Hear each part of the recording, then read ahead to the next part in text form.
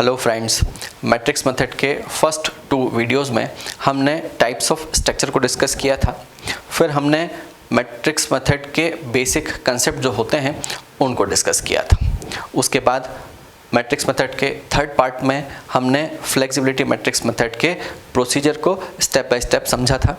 और उसके बाद फोर्थ पार्ट में हमने फ्लेक्सिबिलिटी मैट्रिक्स मेथड पर बेस्ड एक न्यूमेरिकल सॉल्व करके देखा था।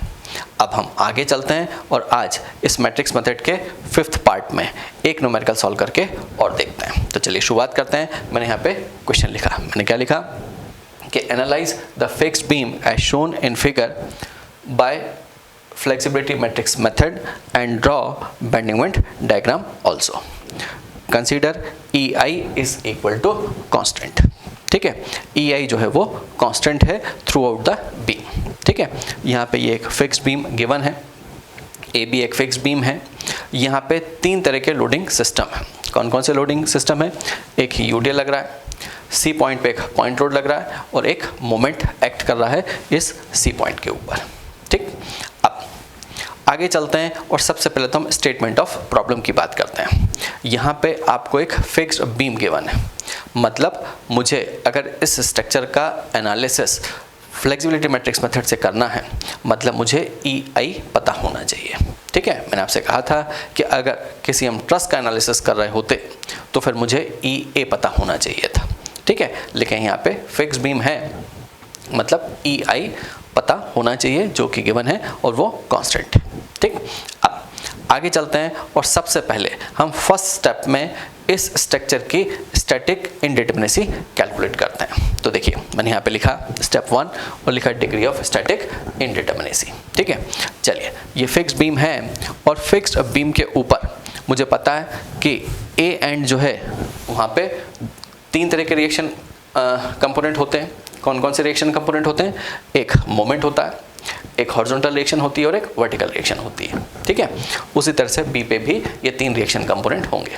लेकिन यहाँ पे कोई हॉरिजॉन्टल फोर्स नहीं लग रहा, मतलब हॉरिजॉन्टल रिएक्शन भी इंड्यूस नहीं होगी, मतलब HA और HB दोनों ही 0 होंगे। ठीक है, मतलब total number of reaction component जो अवेलेबल हैं, मतलब जो इस स्ट्रक्चर में हैं, वो कितने हैं? 2 यहाँ पे और 2 वहाँ पे। ठीक है, तो चलिए, मुझे मालूम है formula degree of static indeterminacy का, जिसे हम DS बोलते हैं, ये होता है R माइनस R। मुझे पता है कि यहाँ पे R जो है वो total number of reaction component है। ठीक है, तो चलिए, A फिक्स्ड एंड पे 2 रिएक्शन कंपोनेंट हो गए और B फिक्स्ड एंड पे भी 2 रिएक्शन कंपोनेंट हो गए। ठीक है ना। अब ये स्ट्रक्चर 2D है, 2 डायमेंशनल स्ट्रक्चर है, मतलब जो अवेलेबल इक्विलिब्रियम इक्वेशन होंगी वो 3 पॉसिबल हैं। ठीक है, sigma FV is equal to 0, sigma M is equal to 0 और sigma FH is equal to 0, मतलब हॉरिजॉन्टल फोर्सेस का समीशन भी 0 हो। लेकिन यहाँ पे मैंने हॉरिजॉन्टल फोर्स कंसीडर ही नहीं किए, तो फिर sigma FH is equal to 0 applicable नहीं होगी। मतलब 2 ही अवेलेबल इक्वेशन हैं यहाँ पे। कौन कौन सी? Sigma FV is equal to 0 and sigma M is equal to 0। ठीक है, तो चलिए, यहाँ पे स्मॉल r जो कि इक्विलिब्रियम इक्वेशन को रिप्रेजेंट करता है, उसकी वैल्यू 2 हो गई, मतलब this structure is statically indeterminate to second degree. ठीक, ये 2 आया इसलिए। क्लियर। अब आगे चलते हैं और यहाँ पे हम ये जो गिवन स्ट्रक्चर है, इस गिवन स्ट्रक्चर को हम डिटरमिनेंट स्ट्रक्चर में कन्वर्ट करते हैं। ठीक है, और कैसे कन्वर्ट करोगे? यहाँ पे स्टैटिक इंडिटरमिनेसी 2I, मतलब मुझे 2 कंपोनेंट को, 2 रिएक्शन कंपोनेंट को हटाना होगा या रिलीज करना होगा। ठीक है, तो देखिए, इसीलिए मैंने यहाँ पे लिखा कि सिलेक्शन ऑफ डिटरमिनेंट B, और इसे मैंने रिलीज स्ट्रक्चर बोला। रिलीज स्ट्रक्चर मतलब डिटरमिनेंट स्ट्रक्चर। ठीक है, अब यहाँ से हम 2 रिएक्शन कंपोनेंट हटा सकते हैं। अब वो किसको हटा सकते हैं? तो देखिए, रिएक्शन कंपोनेंट का मतलब है कि इसे मैं RA बोलूँ, RB बोलूँ, MA बोलूँ और MB, ये 4 रिएक्शन कंपोनेंट है। ठीक है, मोमेंट और रिएक्शन मिला के। ठीक है ना। अब इस फिक्स्ड बीम को हम कई तरह से डिटरमिनेंट स्ट्रक्चर में कन्वर्ट कर सकते हैं। कैसे? कि अगर मैं इसको सिंपली सपोर्टेड बीम मान लूँ, ठीक है, तो MA और MB एज ए रिडंडेंट हो जाएंगे, तो भी ये डिटरमिनेंट स्ट्रक्चर हो गया। और एक पॉसिबिलिटी और है क्या, कि इसको मैं फिक्स्ड बीम बोल दूं, उसको फिक्स्ड एंड को हटा दूं, ठीक है, इसको फिक्स्ड एंड बोल दूं और वहां से फिक्स्ड एंड बी को हटा दीजिए, ठीक है, मतलब उसको फ्री कर दीजिए, तो फिर ये एक कैंटिलीवर बीम की तरह हो जाएगा, मतलब ये भी एक डिटरमिनेंट स्ट्रक्चर हो जाएगा, ठीक है ना। या फिर यहाँ पे बीच में कहीं एक मैं इंटरनल हिंज प्लेस कर दूं, तो भी आपको एक एक्स्ट्रा इक्वेशन मिल जाएगी, तो भी हम एक रिडंडेंट हटा सकते हैं। मतलब कई तरह से हम इसका डिटरमिनेंट स्ट्रक्चर बना सकते हैं, लेकिन इस क्वेश्चन को सॉल्व करने के लिए अभी मैंने कैंटिलीवर बीम को जो है डिटरमिनेंट स्ट्रक्चर मान लिया, ठीक है। और यहाँ पे जो RB है और MB है, इसे मैंने रिडंडेंट्स बोल दिया। तो देखिए मैंने यहाँ पे लिखा cantilever beam is selected as determinate structure, RB and MB are the redundants, ठीक है। मैंने यहाँ पे RB और MB को रिडंडेंट्स मान लिया, ठीक है ना। अब यहाँ पे एक चीज़ और ध्यान रखिएगा कि RB और MB की डायरेक्शन को हम पॉजिटिव बोलते हैं कब, मैंने यहाँ पे लिखा कि direction of RB and MB are positive if acting upward and clockwise respectively. मतलब अगर RB अपवर्ड डायरेक्शन में लग रहा है तो पॉजिटिव है और MA क्लॉकवाइज है तो पॉजिटिव है, अगर अपोजिट डायरेक्शन में हो जाएंगे तो नेगेटिव हो जाएगा, ठीक है ना। अब हमें पता है कि फ्लेक्सिबिलिटी मैट्रिक्स मेथड की जो बेसिक इक्वेशन है वो कुछ इस तरह से होती है, मतलब ये है, ठीक है। यहाँ पे R रिडंडेंट फोर्सेस को रिप्रेजेंट करता है जो कि आपको कैलकुलेट करना है, और ये जो F है ये फ्लेक्सिबिलिटी मैट्रिक्स को रिप्रेजेंट करता है, ठीक है। अब यहाँ पे उसका इन्वर्स कैलकुलेट करना है, इसलिए मैंने उसको ऊपर इन्वर्स लगा दिया, ठीक है। यहाँ पे ये जो डेल्टा लिखा है ये फाइनल डिस्प्लेसमेंट को रिप्रेजेंट करता है, और ये जो डेल्टा L है ये डेल्टा L डिस्प्लेसमेंट है ड्यू टू गिवन लोड। यहाँ पे ये 3 तरह के लोडिंग सिस्टम है, मतलब इन तीनों लोड के कारण जो स्ट्रक्चर में डिस्प्लेसमेंट होगा, इस कैंटिलीवर में डिस्प्लेसमेंट होगा, उसको रिप्रेजेंट करेगा, ठीक है। इसको मैंने डेल्टा L बोल दिया, क्लियर।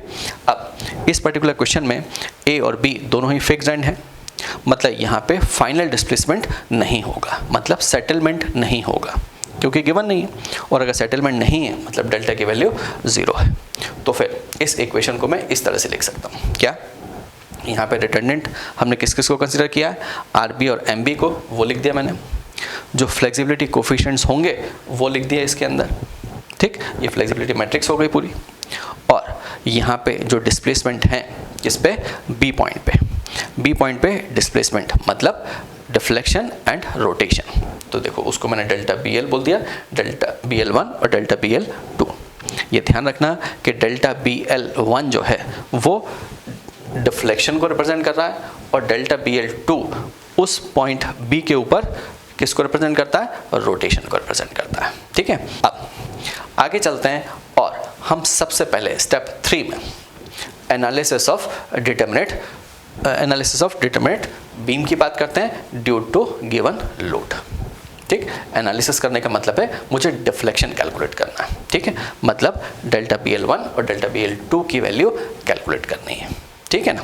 अब देखिए मैंने एक टेबल आपको बताई थी अपने सेकंड वीडियो में, मैट्रिक्स मेथड के सेकंड वीडियो में आपको एक टेबल बताई थी, और उसमें आपको डिफरेंट फोर्सेस के लिए, डिफरेंट लोड के लिए आपको डिफ्लेक्शन की वैल्यू बताई थी, ठीक है। उसी टेबल से मैंने यहाँ पे ये 3 फिगर बना दिए, ठीक है। क्यों, क्योंकि यहाँ पे मुझे यूडेल के कारण, पॉइंट लोड के कारण और मोमेंट के कारण डिफ्लेक्शन एंड रोटेशन कैलकुलेट करना है। तो देखो यूडेल के कारण B पॉइंट पे डिफ्लेक्शन रोटेशन क्या होगा वो फॉर्मूला लिखा मैंने, उसी तरह से इस पॉइंट B पे जो पॉइंट लोड P लग रहा है उसके कारण इस पॉइंट B पे डिफ्लेक्शन एंड रोटेशन, और किसी दूसरे पॉइंट C पे डिफ्लेक्शन एंड रोटेशन, ये फॉर्मूला लिखें, ठीक है।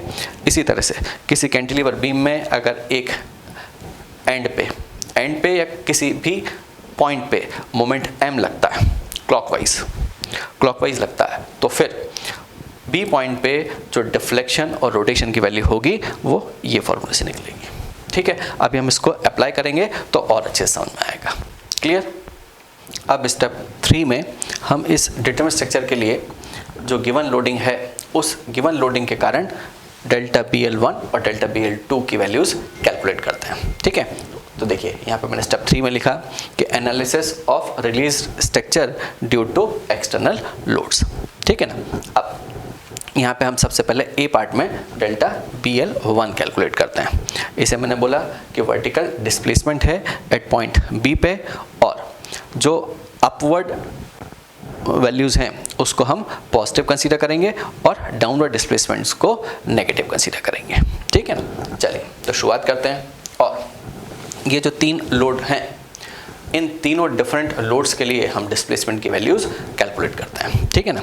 चलिए यहाँ पे यूडेल लगा हुआ है, वो यूडेल के कारण जो डिस्प्लेसमेंट होगा वो डाउनवर्ड होगा, तो फिर इस यूडेल के कारण जो डाउनवर्ड डिस्प्लेसमेंट होगा तो इसलिए मैंने इसको नेगेटिव बोल दिया, माइनस, और यूडेल की वैल्यू कितनी है 2। ठीक है, कितने स्पैन पे यूडेल लग रहा है, पूरे 6 मीटर पे, तो इंटू 6⁴ अपॉन 8EI। ठीक है, ये फॉर्मूला देखिए, WL⁴ अपॉन 8EI क्या है, ये इस यूडेल के कारण बी पॉइंट पे डिस्प्लेसमेंट है। ठीक है, मुझे बी पॉइंट पे डिस्प्लेसमेंट देख रहा हूँ, देखो यहाँ पे लिखा है बी पॉइंट पे डिस्प्लेसमेंट। ठीक है, तो यूडेल के कारण बी पॉइंट पे जो डिस्प्लेसमेंट आया उसकी वैल्यू है ये, और ये नेगेटिव है। ठीक, अब ये जो पॉइंट लोड है, इस पॉइंट लोड के कारण बी पॉइंट पे जो डिस्प्लेसमेंट होगा उसकी बात करते हैं। ठीक है ना। तो देखो अब ये दोनों फार्मूले तो हमारे भी काम के नहीं है, क्योंकि लोड यहाँ लगा है और पहले पॉइंट पे नहीं चाहिए, हमें अगले वाले पॉइंट पे चाहिए। ठीक है ना। तो देखिए सबसे पहले तो हम इस लोड के कारण इस पॉइंट सी पे जो डिस्प्लेसमेंट है, डिफ्लेक्शन है, वो लिख लेते हैं। ठीक है ना। तो देखिए यहाँ पे मैं लिखता हूँ डाउनवर्ड, और ये वैल्यू कितनी है 12 इंटू L मतलब 3 का क्यूब अपॉन 3EI। ठीक है, इस पॉइंट लोड के कारण इस पॉइंट पर जो डिफ्लेक्शन है वो आ गया।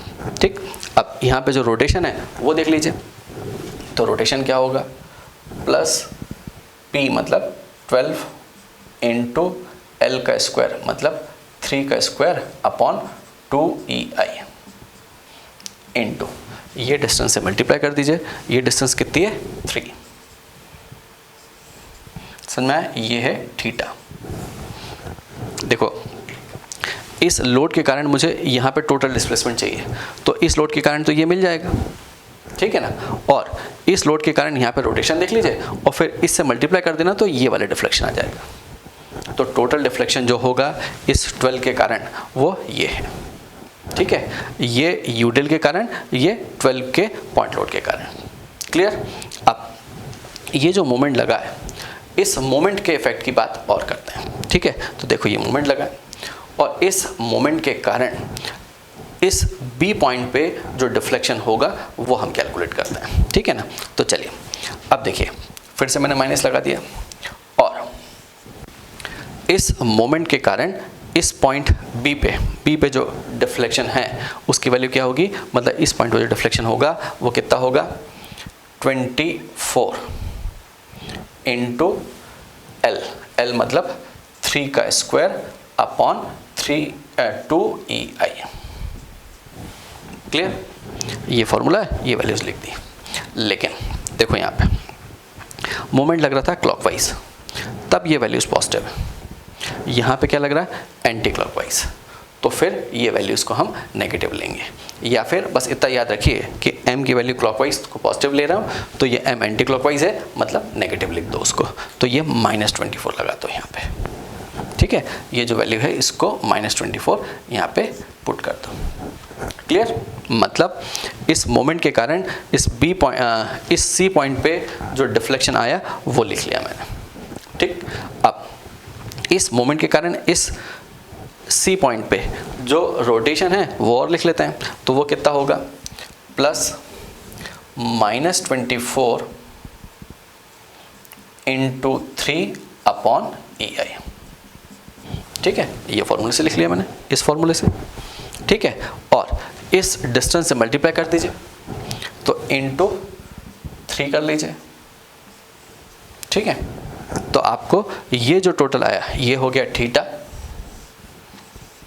ये थीटा है,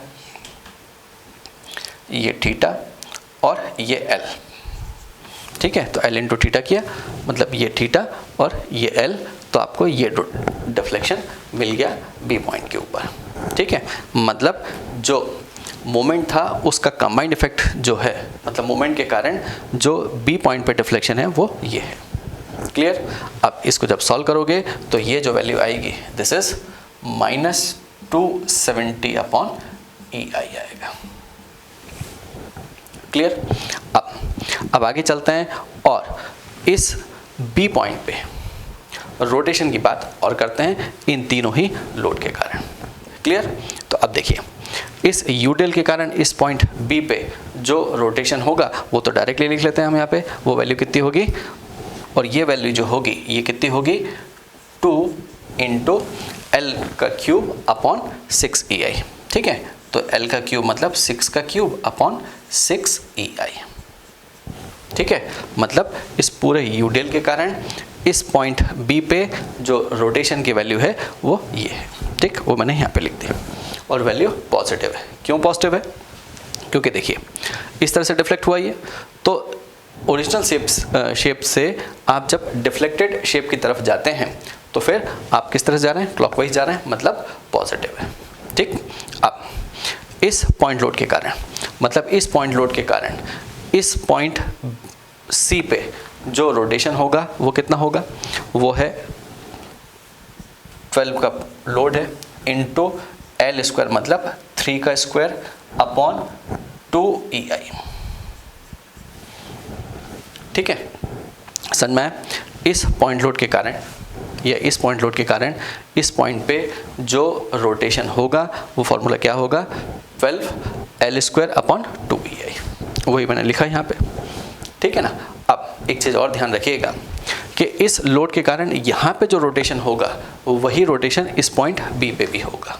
क्यों? क्योंकि इसके कारण तो रोटेशन यहाँ तक हो जाएगा, उसके बाद ये जो लाइन होगी या ये जो बीम होगा वो स्ट्रेट हो जाएगा। मतलब सिर्फ इस लोड के कारण इस पॉइंट पे जो रोटेशन होगा वही रोटेशन इस सी पॉइंट पे होगा, ठीक। अब आगे चलते हैं और इस मोमेंट के इफेक्ट की बात और करते हैं। तो देखो मोमेंट क्या होगा, यहाँ पे लिखिए प्लस और ब्रैकेट के अंदर -24 लिख लेना, ठीक है। देखो ये मत सोचना कि ये मोमेंट ऐसा लग रहा है तो वो ऊपर की तरफ बेंड कर रहा होगा, मतलब वहाँ पे रोटेशन नेगेटिव हो रहा होगा, और फिर आप मोमेंट को भी नेगेटिव रख दोगे तो फिर वो गलत हो जाएगा, क्योंकि हम साइन कन्वेंशन एक ही बार लेते हैं। समझ में आया? आप इसको ले रहे हैं तो यहाँ पे m की वैल्यू को नेगेटिव रख दीजिए, तो आपको ऑटोमेटिकली उसका इफेक्ट मिल जाएगा। या फिर अगर आप ये देखते हैं कि ये एंटी क्लॉकवाइज मोमेंट है तो ये इस तरह से बेंड करेगा, तो फिर जो बेंड होगा उसमें जो रोटेशन होगा वो एंटी क्लॉकवाइज हो जाएगा, तो फिर उसको माइनस कंसीडर कर लीजिए। तो फिर मोमेंट क्या है कि माइनस मत लगाइए। सीधी सी बात ये है कि फॉर्मूला आप इसको ही याद रखिए और m की जगह सिर्फ जो साइन है वो रख दीजिए, मतलब क्लॉकवाइज के लिए पॉजिटिव, एंटी क्लॉकवाइज के लिए नेगेटिव, तो आपसे कभी गलती नहीं होगी, ठीक है ना। तो देखिए यहाँ पे मैंने इसीलिए पॉजिटिव लिखा है क्योंकि वहाँ पे पॉजिटिव लिखा है, बस मोमेंट की जगह मैंने यहाँ पे नेगेटिव वैल्यू लिख दी है, ठीक है, इंटू 3 अपॉन EI, ठीक है, वो लिखा है EI।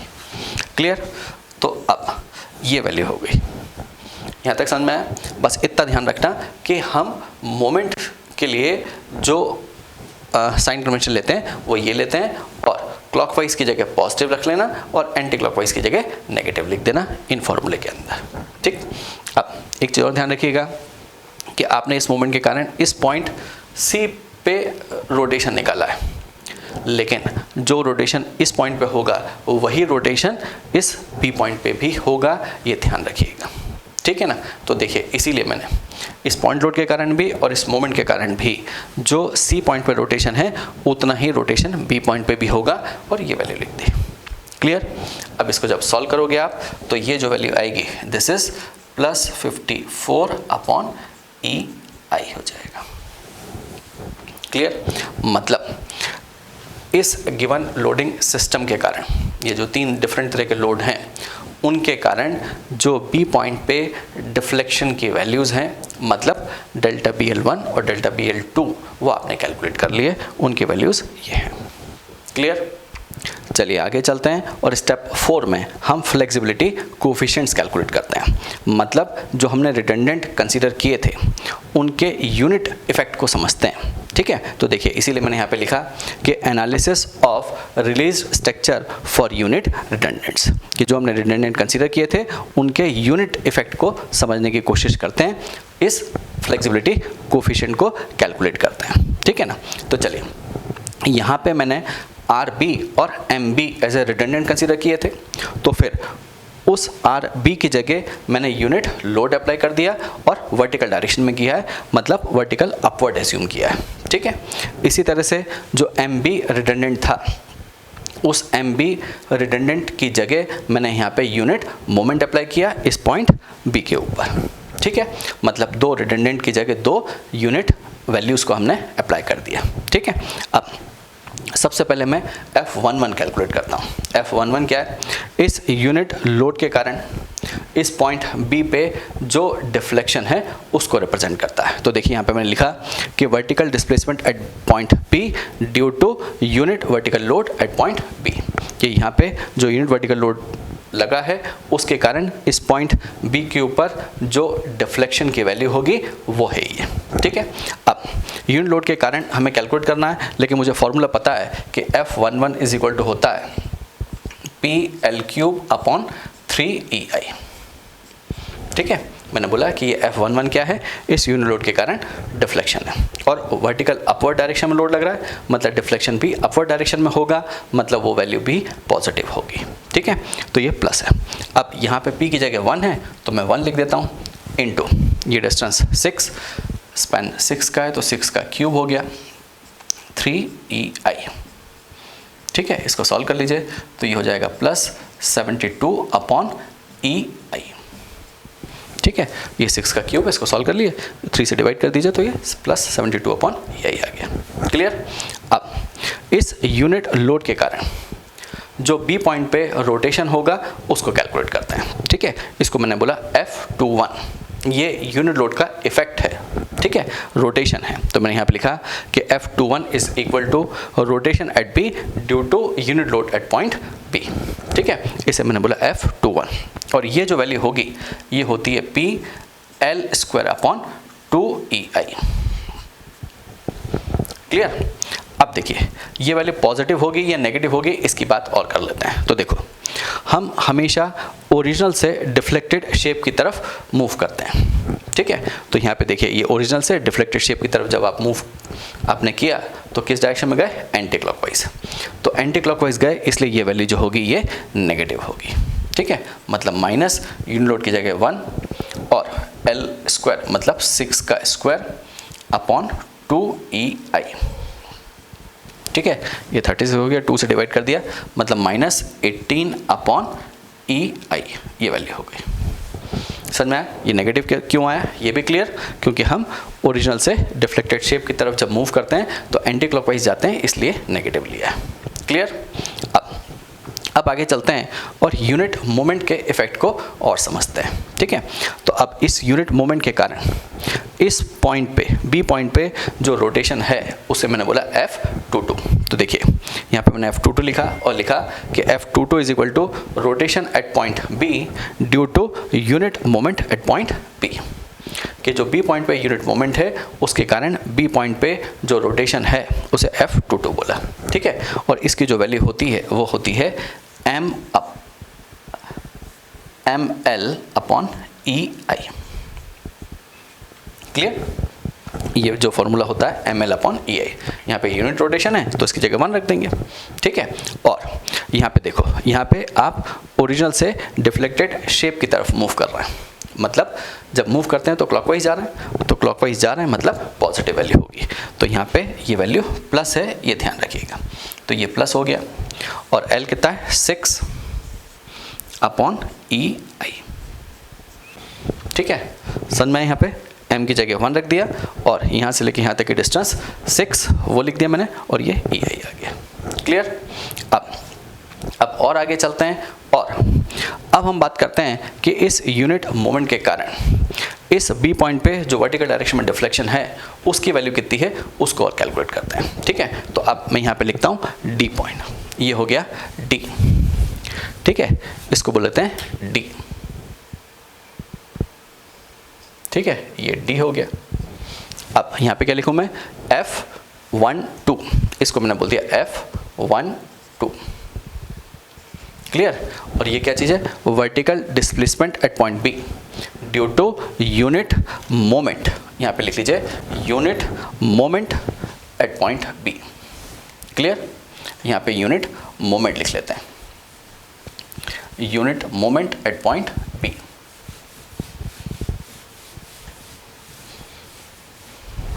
Unit moment at point B. Clear, तो चलिए इसकी वैल्यू जो होती है वो क्या होगी, M L square upon 2EI। ठीक है, अब मोमेंट यहाँ पे क्लॉकवाइज है, मतलब m की जगह तो प्लस लिखेंगे, और लेकिन डिफ्लेक्शन जो है वो डाउनवर्ड डायरेक्शन में, मतलब ये वैल्यू जो होगी ये नेगेटिव होगी। समझ में आया, ये माइनस और m प्लस m की वैल्यू 1 तो वो 1 हो गया, और l स्क्वायर मतलब 6 का स्क्वायर अपॉन 2EI। क्लियर, तो ये हो गया 36, 2 से डिवाइड किया मतलब माइनस 18 अपॉन EI।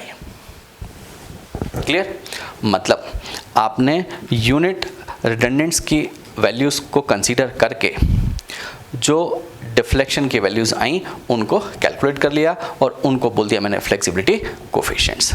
क्लियर, अब स्टेप 5 में हम कंपैटिबिलिटी इक्वेशन में जो फ्लेक्सिबिलिटी कोफिशिएंट्स हमने कैलकुलेट किए उनकी वैल्यूज़ को पुट करते हैं, और जो एक्सटर्नल लोड के कारण हमने डिस्प्लेसमेंट कैलकुलेट किए उनको पुट करते हैं और रिडंडेंट की वैल्यूज़ कैलकुलेट करते हैं। तो देखिए ये मैंने कंपैटिबिलिटी इक्वेशन लिखी, और इस इक्वेशन के अंदर जो मैंने फ्लेक्सिबिलिटी कोफिशिएंट्स थे उनको लिख दिया, और एक्सटर्नल लोड के कारण जो डिस्प्लेसमेंट आपने डेल्टा BL1 और डेल्टा BL2 जो कैलकुलेट किए उनकी वैल्यूज़ को भी यहाँ पे पुट कर दिया। ठीक, अब आगे चलते हैं और सबसे पहले हम जो फ्लेक्सिबिलिटी मैट्रिक्स है उसके इन्वर्स को कैलकुलेट करते हैं, मतलब ये जो वैल्यू है इसको हम कैलकुलेट करते हैं। ठीक है, अब देखिए यहाँ पे जो फ्लेक्सिबिलिटी मैट्रिक्स मिला आपको वो 2/2 का है। 2/2 का मैट्रिक्स होने का से 2/2 का मैट्रिक्स है, इस कारण से उसका इन्वर्स कैलकुलेट करना आसान है। ठीक है, अगर 3/3 का मैट्रिक्स होता तो फिर उसका एक पूरा प्रोसीजर होता है सॉल्व करने का, लेकिन अगर 2/2 का मैट्रिक्स है तो उसका अगर इन्वर्स आपको कैलकुलेट करना है तो एक स्टैंडर्ड फार्मूला है, उस फार्मूले से हम उसको कैलकुलेट कर सकते हैं। ठीक है, देखिए मैंने यहाँ पे लिखा फ्लेक्सिबिलिटी मैट्रिक्स, अगर F है ये उसके कोफिशिएंट्स हैं, तो फिर हम जो फ्लेक्सिबिलिटी मैट्रिक्स है उसके इन्वर्स को कुछ इस तरह से लिख सकते हैं। ठीक है, देखिए मैं यहाँ पे ये जो फ्लेक्सिबिलिटी कोफिशिएंट्स लिखे हैं इनसे आपको ये इन्वर्स कैलकुलेट करके बताता हूँ। तो देखिए F इन्वर्स की जो वैल्यू होगी वो क्या होगी, हम उसकी बात करते हैं। ठीक है, F इन्वर्स, सबसे पहले हम F इन्वर्स कैलकुलेट कर लेते हैं और इसकी वैल्यू को फिर यहाँ पुट कर देंगे। ठीक है ना, तो देखो ये होगा 1 अपॉन F11 इंटू F22, मतलब 72 इंटू 6 अपॉन EI का स्क्वायर। तो यहाँ पे लिख लीजिए 72 इंटू 6 और EI का स्क्वायर, तो उसको आप ऊपर लिख दीजिए। ठीक है, ये EI का स्क्वायर हो गया। क्लियर, माइनस और F21 इंटू F12, मतलब -18 इंटू -18, ये -18 हो गया इंटू -18, और EI का जो स्क्वायर होगा वो भी ऊपर गया तो ये आ गया। क्लियर, और ये जो कोफिशिएंट्स हैं इनको लिख लेते हैं। तो देखिए F22 आएगा यहाँ पे। ठीक है, मतलब 6 वहाँ चला गया, ये 72 यहाँ आ जाएगा, इधर 18 हो जाएगा, ये भी 18। ठीक है, क्योंकि माइनस माइनस था, ये माइनस माइनस, और जो EI था उस एक EI से एक EI ये कैंसिल हो गया, मतलब फाइनली ये आ गया। ठीक है, मतलब आपने इस क्वांटिटी को कैलकुलेट कर लिया। किस क्वांटिटी को कैलकुलेट कर लिया आपने, ये वाली वैल्यू को आपने इस क्वांटिटी को कैलकुलेट कर लिया। क्लियर? तो अब मैं यहाँ पे लिख देता हूँ, तो ये क्या वैल्यू आएगी, this is minus EI upon, इसको सॉल्व कर लीजिए, ये वैल्यू हो जाएगी 108, ये हो गया 108 और इसको यहाँ पे पुट कर दीजिए, ये हो गया 6, ये 18, ये 18, ये 72, ठीक है। इधर आएगा -270 और +54, ठीक है। और ये जो EI है उस EI को बाहर निकाल दीजिए तो ये कैंसिल हो जाएगा, ठीक है। मतलब ये EI आपने कॉमन निकाल दिया तो ये EI से EI कैंसिल हो गया, क्लियर। अब हम इसको सॉल्व कर लेते हैं, ये हुआ 1/108 और ये माइनस साइन है, ये ध्यान रखिएगा, ठीक है।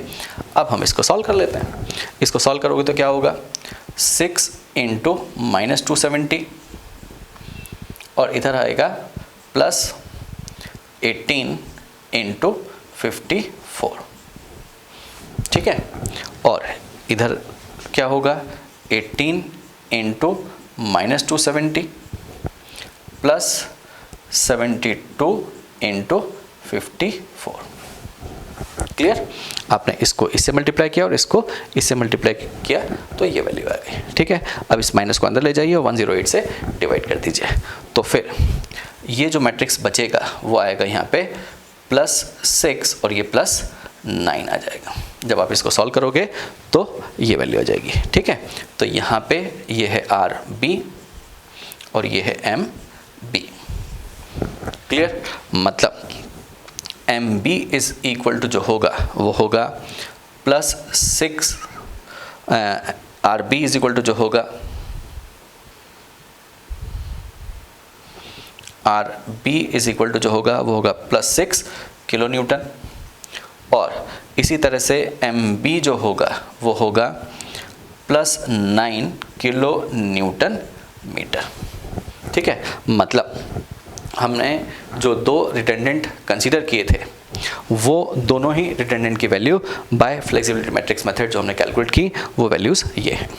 और पॉजिटिव आने का क्या मतलब है, ये वैल्यूज़ पॉजिटिव आई मतलब this is upward reaction, upward positive मतलब अपवर्ड रिएक्शन है ये, और MB की वैल्यू पॉजिटिव होने का मतलब है ये क्लॉकवाइज, समझ में आया? मतलब ये जो RB की वैल्यू है, ये RB यहाँ से आपको जो RB मिला विच इज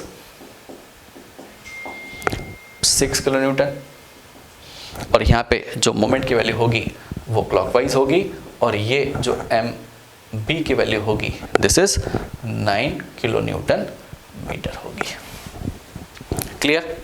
अब स्टेप 6 में हम अदर एक्शन कैलकुलेट करते हैं। अदर एक्शन का मतलब इस एंड A पे, इस फिक्स्ड एंड A पे जो मोमेंट है MA अननोन वो कैलकुलेट करते हैं और यहाँ पे जो रिएक्शन की वैल्यू होगी जिसे हम RA बोलते हैं उसको भी कैलकुलेट करते हैं।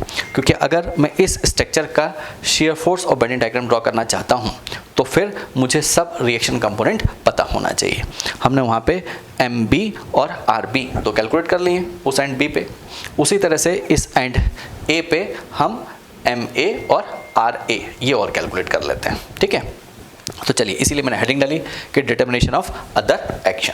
अब इस एंड A पे बेंडिंग मोमेंट की वैल्यू क्या होगी हम उसकी बात करते हैं। इसे मैं बोल देता हूँ MA, ठीक है। ये MA क्या है, ये बेंडिंग मोमेंट की वैल्यू है इस सपोर्ट A के ऊपर, ठीक।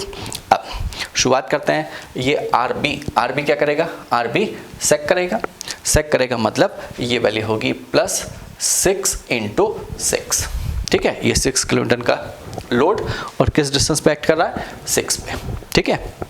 और जो MB है वो क्या है, क्लॉकवाइज है, लेकिन उसका इफेक्ट देखिए कि वो हॉक कर रहा है या सेक कर रहा है। तो यहाँ पे वो क्या कर रहा है, हॉक कर रहा है। उस मोमेंट का जो इफेक्ट है वो क्या है, हॉगिंग इफेक्ट है। तो फिर इसको लिख लेता हूँ -9, ठीक है, वो 9 किलोमीटर है। चलिए अब आगे चलते हैं और इस 2 किलोमीटर पर मीटर का जो UDL है वो क्या कर रहा है उसकी बात करते हैं। तो देखिए वो भी हॉक करेगा, ये बीम है इसके ऊपर UDL एक्ट कर रहा है। देखिए ये मेरा हाथ देखिए, इसका इफेक्ट क्या होगा, हॉगिंग इफेक्ट, मतलब -2 × 6 ये तो हो गया लोड, ठीक है, और ये यूटीएल कहाँ एक्ट करेगा, 3 मीटर पे, तो इंटू 3। क्लियर। अब ये जो 12 किलोमीटर का पॉइंट लोड है वो क्या करेगा, वो भी हॉक करेगा, मतलब -12 इंटू 3। ठीक है, हॉक किया, ये 12 का लोड, ये डिस्टेंस 3, मतलब -12 इंटू 3। और ये जो मोमेंट लग रहा है, इस मोमेंट का इफेक्ट क्या होगा, ये मोमेंट क्या करेगा, देखिए मेरा हाथ, ये मोमेंट सेक करेगा, समझ में, ये मोमेंट सेक करेगा, मतलब प्लस आएगा, इसको हम प्लस पॉजिटिव वैल्यू कंसीडर करेंगे, मतलब +24। ठीक, इसको सॉल्व कर लीजिए। जब इसको सॉल्व करोगे तो ये वैल्यू हो गई 36 -9 माइनस ये हो गया 12 इंटू, ये 36 हो गया, ठीक है, -36 + 24। ठीक है, तो ये -36 ये कैंसिल हो गया, इसको सॉल्व कर लीजिए, ये वैल्यू जो आएगी this is -21 kilo newton metre आ गया। और माइनस का मतलब है ये एंटी क्लॉकवाइज होगी, एंटी क्लॉकवाइज। ठीक है, ये जो नेगेटिव साइन है इसका मतलब है कि ए पॉइंट पे जो मोमेंट है वो एंटी क्लॉकवाइज है, मतलब उसका जो इफेक्ट होगा इस पॉइंट ए पे, जो मोमेंट का इफेक्ट होगा वो हॉकिंग मोमेंट होगा। ठीक है, एंटी क्लॉकवाइज लगा दीजिए तो वो करेगा क्या, हॉकिंग इफेक्ट देगा। क्लियर। अब यहाँ पे एक रिएक्शन कंपोनेंट और होगा जिसे मैंने बोला RA। तो RA और हम कैलकुलेट कर लेते हैं, क्योंकि जब आप शेयर फोर्स कैलकुलेट करोगे या इसका शेयर फोर्स डायग्राम ड्रॉ करोगे तो फिर आपको RA की रिक्वायरमेंट होती है। मतलब जब तक हम रिएक्शन कंपोनेंट हमें पता नहीं होते, वर्टिकल रिएक्शन कंपोनेंट, आप शेयर फोर्स डायग्राम ड्रॉ नहीं कर पाते। तो चलिए इसके लिए हम RA कैलकुलेट कर लेते हैं। तो मैं यहाँ पे एक इक्वेशन अप्लाई करता हूँ, summation of vertical forces is equal to 0। ठीक है, इस बीम के लिए वर्टिकल फोर्सेस का समीशन 0 हो, हम ये इक्वेशन यूज़ करते हैं। तो देखिए यहाँ पे दो रिएक्शन कंपोनेंट हैं, तो इसको बोलता हूँ +RA, ये अपवर्ड डायरेक्शन में लग रहा है, +RB, ये भी अपवर्ड डायरेक्शन में लग रहा है, और 12 किलोमीटर का जो लोड है वो डाउनवर्ड लग रहा है, मतलब -12, और UDL भी डाउनवर्ड लग रहा है। ठीक है, तो ये भी -2 इंटू 6 मीटर पे एक्ट कर रहा है, तो ये लिख लिया। ठीक है ना। और यहाँ पे ध्यान रखना कि जो मोमेंट लगे हैं, मोमेंट का कोई इफेक्ट नहीं होता जब आप लोड की बात करते हैं। ठीक है, मोमेंट को इंक्लूड नहीं करते, ये ध्यान रखना, क्योंकि आप कौन सी इक्वेशन यूज़ करना है, summation of vertical forces is equal to 0। Clear, तो मोमेंट को कंसीडर नहीं करना। तो चलिए यहाँ से आपको RA मिल गया, तो RA इज इक्वल टू होगा -12 मतलब 24, और RB जो है वो 6 है, मतलब ये आएगा वैल्यू +18 किलो न्यूटन। और +18 का मतलब है कि ये जो रिएक्शन है ये अपवर्ड डायरेक्शन में है। ठीक है, मतलब RA जो लग रहा होगा वो अपवर्ड डायरेक्शन में लग रहा होगा। ठीक है, और ये RA और RB की ज़रूरत हमें तब पड़ेगी जब हम इसका शेयर फोर्स डायग्राम ड्रॉ करेंगे। क्लियर। अब आगे चलते हैं, और इस बीम का अगर मुझे बेंडिंग डायग्राम ड्रॉ करना है, अगर मुझे इस बीम का कंप्लीट बेंडिंग डायग्राम ड्रॉ करना है, तो फिर इस बीम को हमें as a simply supported beam मानना पड़ेगा, और फिर फ्री बेंडिंग मोमेंट कैलकुलेट करना होगा। ठीक है, तो देखिए इस बीम का मैंने एक सिंपली सपोर्टेड बीम ये मान के बना दिया। ठीक है, फ्री बेंडिंग डायग्राम हमें इसके लिए कैलकुलेट करना है, तो इसके लिए फ्री बेंडिंग कैसे कैलकुलेट करते हैं उसकी बात करते हैं। क्लियर। देखिए मैंने यहाँ से ये जो फिक्स्ड एंड थे उनको हटा दिया, उनको रिलीज़ कर दिया, और इस बीम को as a simply supported beam मान लिया। ठीक है, तो अब देखिए इसीलिए मैंने इसको E बोला। ठीक है, AB यहाँ था, C और D अभी हमने ड्रॉ किए थे, ये जो फिगर है इसको E बोला, और ये इस बीम के करस्पॉन्डिंग सिंपली सपोर्टेड बीम है। ठीक, और इन लोडिंग के कारण, इस लोडिंग सिस्टम के कारण इस एंड A पे और B पे जो रिएक्शन है उसे मैंने बोला VA और VB। समझ में आया? ये ध्यान रखिएगा, ये VA और VB हैं, ये रिएक्शंस RA और RB से डिफरेंट है, क्योंकि RA और RB जो हैं वो रिएक्शन इस बीम के लिए जब बीम फिक्स्ड है तब है, मतलब उसमें जो एंड्स पे मोमेंट हैं उनका इफेक्ट भी इंक्लूड है। ये ध्यान रखिएगा, ठीक है। तो चलिए सबसे पहले तो ये VA और VB कैलकुलेट कर लेते हैं, तभी हम बैंड मोमेंट इसके लिए कैलकुलेट कर पाएंगे, मतलब फ्री बैंड मोमेंट कैलकुलेट कर पाएंगे। तो चलिए शुरुआत करता हूँ, और first equilibrium equation summation of moment about point A is equal to 0, इस इक्वेशन को यूज़ करते हैं, ठीक है। तो चलिए VB क्या करेगा, anti clockwise, so minus VB into 6, ठीक है। यूटीएल क्या करेगा, क्लॉकवाइज, तो प्लस 2 इंटू 6 इंटू 3, ठीक है। 2 इंटू 6 का लोड हुआ और कहाँ एक्ट कर रहा है, 3 मीटर पे, क्लियर। ये 12 का क्या करेगा, ये भी क्लॉकवाइज, तो प्लस 12 इंटू 3, 12 का पॉइंट लोड और किस डिस्टेंस पे एक्ट कर रहा है, 3 पे, मतलब कितने डिस्टेंस पे एक्ट कर रहा है, 3 डिस्टेंस पे एक्ट कर रहा है, ठीक है ना। चलिए अब ये जो मोमेंट लग रहा है, इस मोमेंट की बात और करते हैं। ये क्या करेगा, ये एंटी क्लॉकवाइज, मतलब -24 इज इक्वल टू 0। यहाँ पे ये 3 लोड ही थे, ठीक है, तो उसका इफेक्ट मैंने देख लिया। अब यहाँ से जब आप सॉल्व करोगे तो ये VB की जो वैल्यू आएगी, VB इज इक्वल टू जो होगा वो होगा प्लस 8 किलो न्यूटन, और ये प्लस है मतलब अपवर्ड होगा, ठीक है। इसको सॉल्व कर लीजिए, तो ये 8 किलो न्यूटन आ गया, क्लियर। अब यहाँ से VA और कैलकुलेट कर लेते हैं। तो VA कैसे कैलकुलेट करोगे, sigma V is equal to 0 कर लीजिए। तो यहाँ पे मैं लिखता हूँ sigma V is equal to 0, ठीक है। ये इक्वेशन मैंने लिख दी, सिग्मा V बोल दीजिए, या summation of vertical forces FV या FY इज इक्वल टू 0 बोल दिया मैंने, ठीक है। कई बुक्स में सिग्मा V लिखा है तो मैंने वो भी लिख दिया था। अब यहाँ पे लिखते हैं, तो plus VA plus VB -12 -2 into 6 is equal to 0, clear. तो देखिए ये कितना है, VB की वैल्यू को पुट कर दीजिए, वो कितना है 8। तो देखिए ये हो गया 12, ये 12, तो -24 में से 8 को माइनस कर लीजिए, मतलब 16 आंसर आएगा, ठीक है। और प्लस 16 है मतलब ये अपवर्ड लग रहा होगा। तो मैं यहाँ पे लिख देता हूँ कि VA is equal two plus 16 kilo Newton, और ये भी अपवर्ड होगा, क्लियर। तो चलिए जो रिएक्शंस आई उनको मैं यहाँ पे लिख देता हूँ, ठीक है। ये क्या हो गया, 16 किलो न्यूटन, और ये जो VB की वैल्यू है दिस इज 8 किलो न्यूटन, ठीक। बस इतना ध्यान रखना कि ये जो रिएक्शंस हैं ये सिंपली सपोर्टेड बीम की रिएक्शंस हैं, ठीक। अब हम फ्री बेंडिंग मोमेंट कैलकुलेट करते हैं। तो देखिए यहाँ पे मैंने स्टेप 7 में लिख दिया फ्री बेंडिंग मोमेंट कैलकुलेशन। तो फ्री बेंडिंग मोमेंट कैलकुलेट और करते हैं, कैसे। अब ये जो पॉइंट्स हैं, इन पॉइंट्स पे हम बेंडिंग की वैल्यू कैलकुलेट करते हैं। इसको मैंने C बोल दिया, वो C पॉइंट है, तो ये C है, ठीक है। तो चलिए bending moment at point B लिखता हूँ। तो मैंने लिखा bending moment at point B is equal to 0। क्यों, क्योंकि इस रिएक्शन के इस पॉइंट से डिस्टेंस 0, मतलब बेंडिंग पॉइंट B इज 0, ठीक है। चलिए अब आगे चलते हैं, और यहाँ पे मोमेंट एक्ट कर रहा है, और मोमेंट एक्ट कर रहा है मतलब उसके जस्ट लेफ्ट और जस्ट राइट खड़े होकर मुझे कैलकुलेट करना होगा, ठीक है। ये ध्यान रखना कि जिस भी पॉइंट पर मोमेंट लगा होता है उसके जस्ट राइट और जस्ट लेफ्ट हम वैल्यूज़ कैलकुलेट करते हैं, क्योंकि उस पॉइंट पे सडन चेंज होता है, ठीक है। अभी डायग्राम में भी दिखेगा वो, लेकिन अभी अपन कैलकुलेट करते हैं।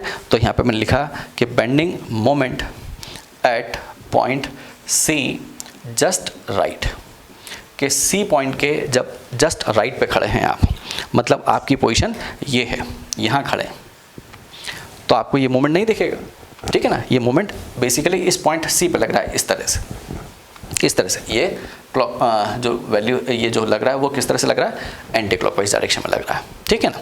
चलिए तो इसके इफेक्ट को अभी हम अपन देखेंगे कब आएगा, जब। अभी तो अपन इन दोनों फोर्स के इफेक्ट को समझते हैं इस पॉइंट C पे, ठीक। तो चलिए VB क्या करेगा, VB सेक करेगा, तो ये वैल्यू होगी प्लस 8 इंटू 3, इसने तो सेक कर दिया VB ने। और UDL क्या करेगा, हॉक करेगा, तो UDL हॉक करेगा मतलब -2 इंटू 3 इंटू 1.5, समझ में? ठीक है ना।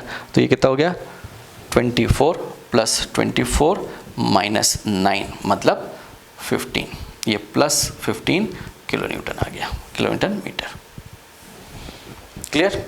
मतलब सी पॉइंट के जस्ट राइट पे जो बेंडिंग की वैल्यू है वो है 15 किलो न्यूटन मीटर। क्लियर?